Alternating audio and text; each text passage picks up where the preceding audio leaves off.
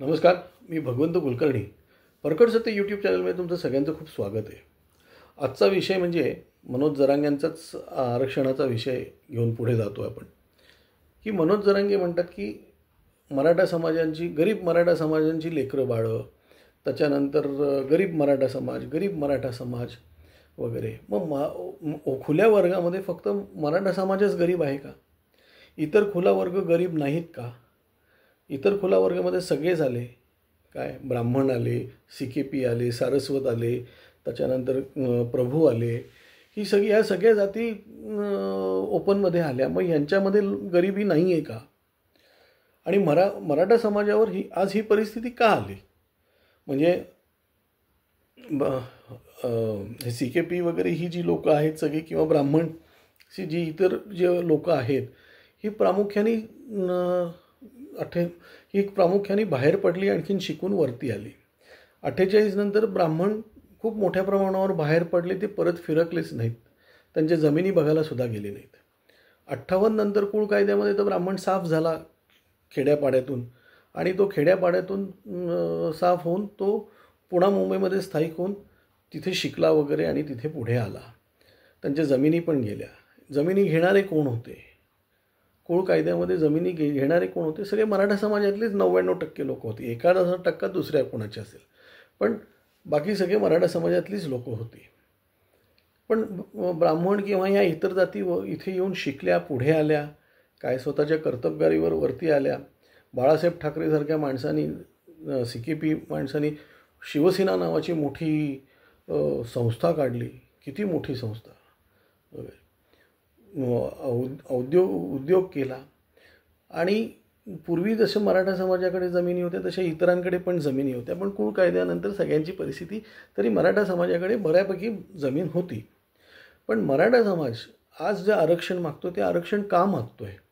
ते आरक्षण एवढ्यासाठी मागतो आहे की कारण त्यांनी कधीही शिक्षणाला प्राधान्य दिलं नाही, आणि आजही देत नाहीत. आज तुम्ही इथे पुणा मुंबईमध्ये कितीतरी ठिकाणी बघा तुम्ही, काय की जमिनीचे एवढे मोठे पैसे आलेले आहेत, त्याच्यातले पर्सेंटेज किती लोक शिकणारी आहेत? खूप कमी लोक शिकणारी आहेत, की जे पैसे देऊन परदेशी जाऊन काय चांगलं शिकून वगैरे येणारे असे किती लोक आहेत? खूप कमी लोक आहेत साहेब, खूप कमी लोक आहेत. आज जसं आपल्यावर शेतीवर आपण अवलंबून राहू शकत नाही, असे जी काही ब्राह्मण लोक होते की ब्राह्मण गावी राहिले होते, शेतीबिती करणारे होते, आजही आहेत.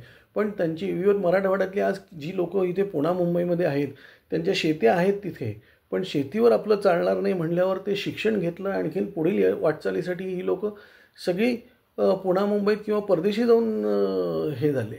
मग तसं मराठा समाजाने का नाही केलं? कारण मराठा समाजाला शिक्षणाचं महत्त्व तर कधीच नव्हतं, आणि त्यांना कायम जे काय होतं ते मनगटशाहीवर त्यांचा सगळा हे होता.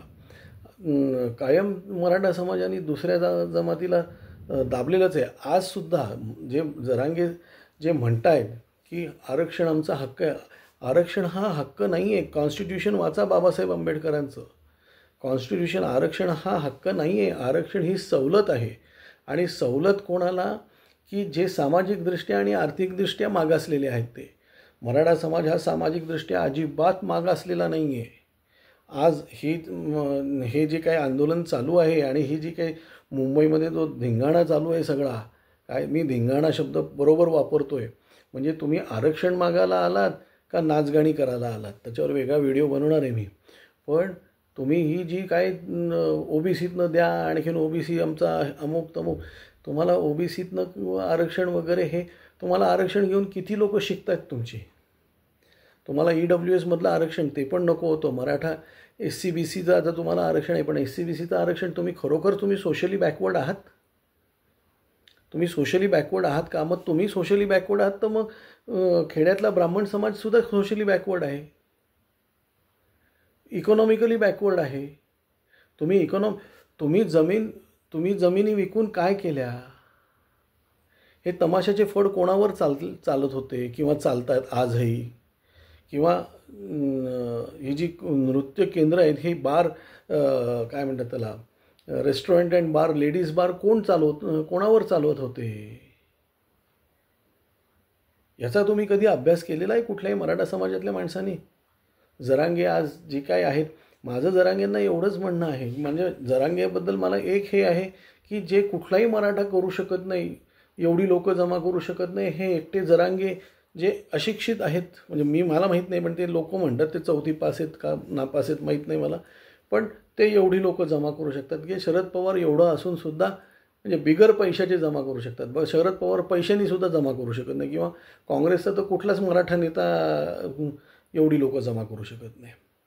मग एवढी लोकं समजा जरांगे पाटील जमा करू शकतात, तर जरांगे पाटलांनी तसं चांगलं हे कराल. आज तुम्ही म्हणतात की आमच्याकडे अर्धा एकर किंवा 1 एकरच जमीन राहिली आहे. हे कोणामुळे राहिली आहे?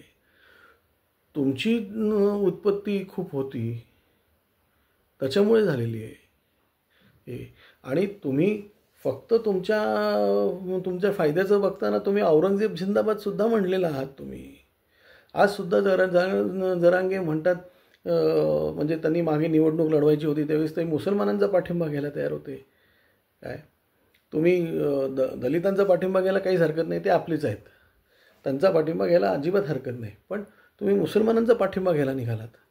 आज तुम्ही शिवाजी महाराजांचा फोटो मागे लावतात आणि मुसलमानांचा पाठिंबा घेतात तुम्ही. आज अबू आझमी तुमच्याकडे येऊन अबू आझमीनी सांगावं ना, त्यांनी परत कुठल्या तरी मोठ्या वकिलाकडनं, कपिल सिब्बलकडनं त्यांनी आणावं, आणखीन सांगावं की तुम्हाला कसं ओबीसीतनं हे देता येतं आहे.